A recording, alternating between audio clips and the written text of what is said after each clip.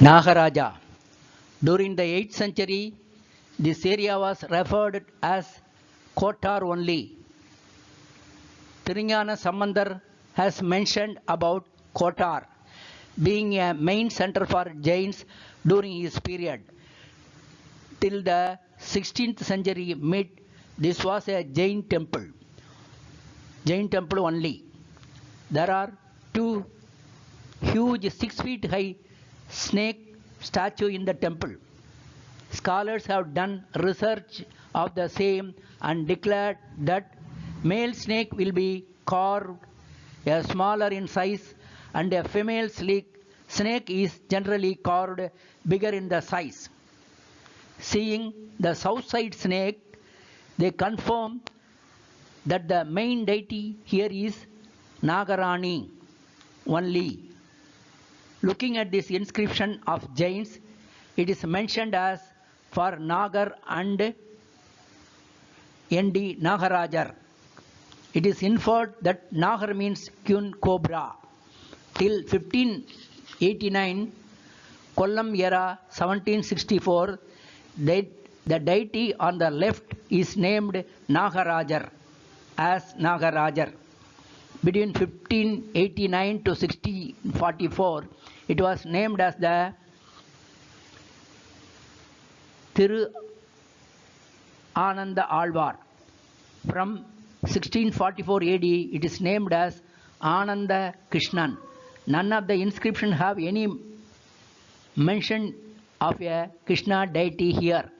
Even the Dwajastambam flag mast has Kurmam on its top, as seen in Mahameru, since it is not garden on the flag mast. It is told that the deity is not Krishnan and it is only Nagarajan. So the main sanctum of sanctum deity, the fifth hooded cobra, is Nagarani only. The Ananda Krishnan is actually Nagarajan. In between these two deities, we see a beautiful Shiva Lingam deity. He told Shiva is in the form of Vayu, air. Nagaraja. Jain belief.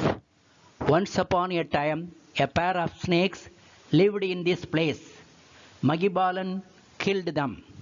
During the death, they were listening to the chanting of Parsanada. By virtue of that, they got rebirth as the king and queen of snakes in the underworld. Later, a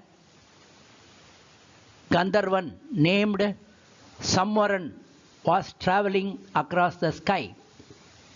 He was distributed by the chanting of Parsanada. So he made heavy rainfall to submerge him. The king cobra, Dharanendra, raised its hood over Parsanada and protected his tabas from the rain. As the rain continued, water level raised. To prevent Parsanada from sinking, the queen cobra Batmavati became a lotus flower and gave seed to Parsanada.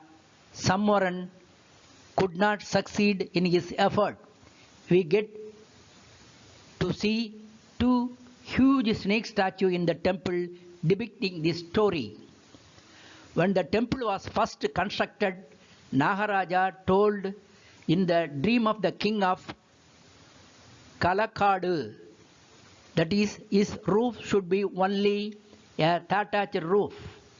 So the western side of the roof is still thatched roof only. Every year, when they remark the roof, they see a snake in it. The main deity in the sanctorum is installed on water. Water keeps oozing slowly and the sand from this basement is given as prasadam to devotees. 6 months the sand will be black and for next 6 months it will be normal sand. For centuries together they are taking up sand as prasadam and giving to devotees, but there is no crater created in that spot from where sand is being continuously taken as prasadam.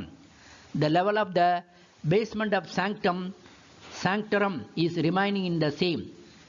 This is still great puzzle and miracle.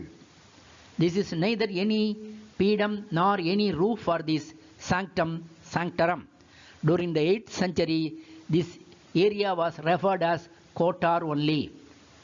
Thirugnana Sambandar has mentioned about Kotar being a main center for Jains during his period till the 16th century mid.